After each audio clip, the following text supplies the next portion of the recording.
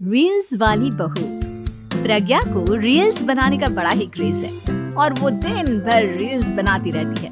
खाते पीते घूमते फिरते घर में कॉलेज में रील्स बनाने के कारण प्रज्ञा पूरे कॉलेज में हाईलाइटेड है।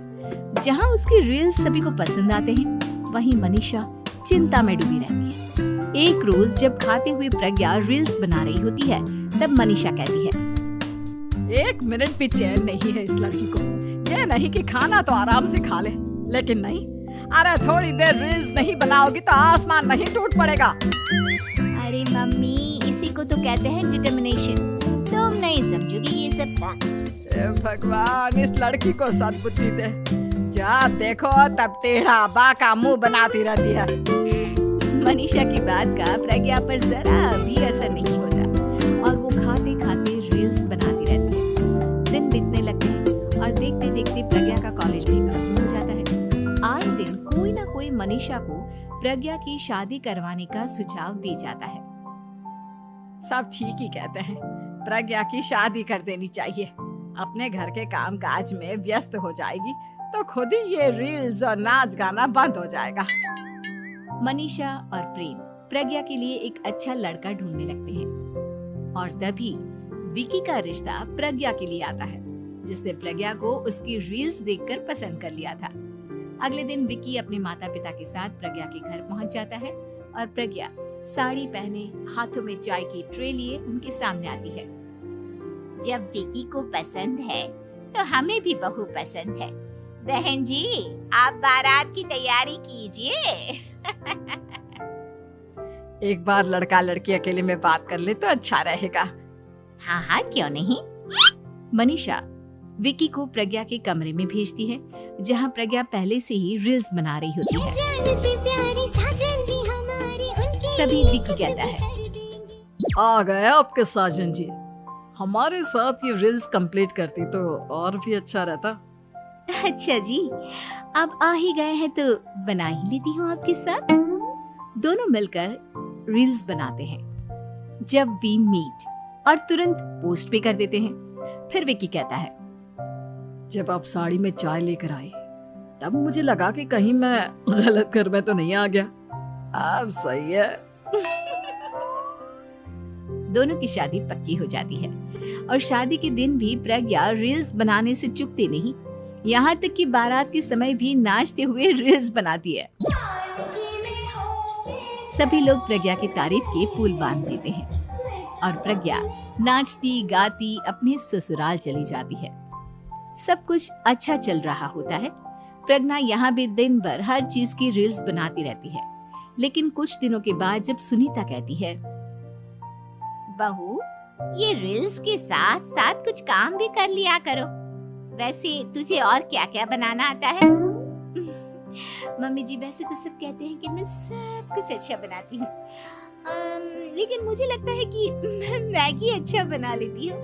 हाँ, कॉफी भी अच्छा बना लेती हूँ और मुंह तो सबसे अच्छा बना लेती हूँ। हैं?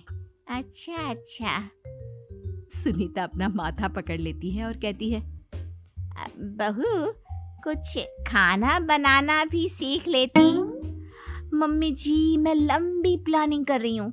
जल्दी ही मैं इतनी फेमस हो जाऊंगी कि मुझे पैसे मिलने लगेंगे। हम दोनों सास बहू राज करेंगे, राज। नौकर काम करेंगी और लोगों की तो लाइन लगेगी हमसे मिलने के लिए। तेरा दिमाग खराब हो गया है क्या बहू? हंसी मजाक तक ठीक है, लेकिन इस तरह घर नहीं चलते। जितना जल्दी हो इस घर के तौर तरीकों को सीख लो। प्रज्ञा मुंह घुमाकर चली जाती है और तुरंत उसी वक्त एक रील बनाती है। ये देख सुनीता का गुस्सा 7वें आसमान पर चला जाता है और विकी के घर आती ही सुनीता उसे सब कुछ बताती है। विकी भी अब प्रज्ञा की इन हरकतों से परेशान हो जाता है। तुम टेंशन मत लो मम्मा, मैं देख लूंगा। विकी कमरे में जाता है तो देखता है कि प्रज्ञा रील्स बना रही है। विकी बड़े ही प्यार से प्रज्ञा से कहता है, प्रज्ञा, इन सब के लिए मैं तुम्हें मना नहीं कर रहा हूँ, लेकिन फिर भी हर वक्त तो ये अच्छा नहीं लगता ना। समझने की कोशिश करो, मुझे भी तुम्हारा थोड़ा वक्त चाहिए। मैं जब ऑफिस से आता हूँ तो मुझे समय देने की जगह इसी में लगे रहते हो। तुम ज्यादा ही सोच रहे हो। तुम भी मेरे साथ रील्स बनाओ ना, तुम्हें भी बहुत अच्छा लगेगा। तुम्हें इज्जत से कोई बात समझ में नहीं आती क्या? दिमाग खराब हो गया है तुम्हारा इस चकाचौंध से। अगर तुमने अपना रवैया नहीं बदला तो मैं तुमसे दूर चला जाऊंगा। तुम ही रिश्ता लेकर आए थे, मुझे लड़कों की कमी नहीं थी और ना आज है। विकी दरवाजा पटककर चला जाता है। धीरे धीरे विकी प्रज्ञा से दूर होता जाता है। एक रोज मनीषा प्रज्ञा के ससुराल उससे मिलने जाती है। तब सुनीता उससे कहती है, बहन जी, अब आई हैं तो कुछ दिन यहाँ रहकर जाइएगा, आप ही का घर है। हाँ मम्मी, बहुत दिन हो गए तुम्हारे साथ एक भी रील नहीं बनाई मैंने। प्रज्ञा तुरंत अपने फोन में रील्स ऑन कर लेती है। ये सब मुझसे नहीं होता। तेरा ये भूत अभी तक नहीं उतरा क्या? बहन जी, आप कुछ कहती नहीं क्या इसे? जब आप ही कुछ नहीं कर पाई तो मैं कर ही क्या सकती हूँ। सास तो वैसी ही बदनाम है। शाम को घर की लाइट चली जाती है और मनीषा प्रज्ञा से कहती है, मेरे घुटनों में बहुत दर्द हो रहा है, तू लाइट का कुछ इंतजाम करना बेटा। अच्छा, कैंडल जला देती हूँ मम्मा। प्रज्ञा गाते हुए कैंडल जलाती है और खिड़की के पर्दे के पास रख देती है। मनीषा, जिसे बहुत दर्द हो रहा है, वो सो जाती है और प्रज्ञा हमेशा की तरह अपने रील्स में लग जाती है। उधर कैंडल की वजह से पर्दा आग पकड़ लेता है और मनीषा के कमरे में आग लग जाती है।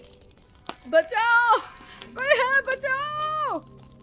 सभी भागते हैं और विकी कमरे की आग बुझाने में लग जाता है, लेकिन तब तक मनीषा आधी जल चुकी थी। मनीषा की हालत देख प्रज्ञा रोने लगती है। विकी मनीषा को तुरंत हॉस्पिटल ले जाता है और उसे एडमिट कराता है। विकी प्रज्ञा से कहता है, देख लिया ना, तुम्हारे इस नाच गाने की वजह से आज तुम्हारी माँ की जान जाते जाते रह गई। अब पता नहीं तुम और क्या चाहती हो। उधर डॉक्टर कहते हैं, इनकी हालत बहुत नाजुक है, आधे से ज्यादा जल चुकी है।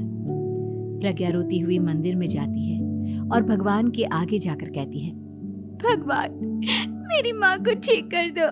मैं कसम खाती हूँ हाथ से ये रील्स बनाना छोड़ दूंगी, बस मुझे मेरी माँ वापस मिल जाए। 2 दिन बीत जाते हैं और मनीषा खतरे से बाहर आ जाती है। पेशेंट अब ठीक है, आप लोग उनसे मिल सकते हो। सब कोई मनीषा से मिलता है और प्रज्ञा सबके सामने अपना फोन तोड़ देती है। मुझे माफ कर दो मम्मा, मैंने तुम लोगों की बातों को नजरअंदाज किया। बेटा, कोई भी चीज जरूरत से ज्यादा खराब है। मैंने तुम्हें रील्स बनाने से कभी मना नहीं किया, लेकिन हर वक्त एक ही चीज तो सही नहीं है। मैं समझ गई हूँ मम्मा, आई एम सॉरी। प्रज्ञा उस दिन से रील्स बनाना छोड़ देती है और पूरी तरह से अपने घर में लग जाती है।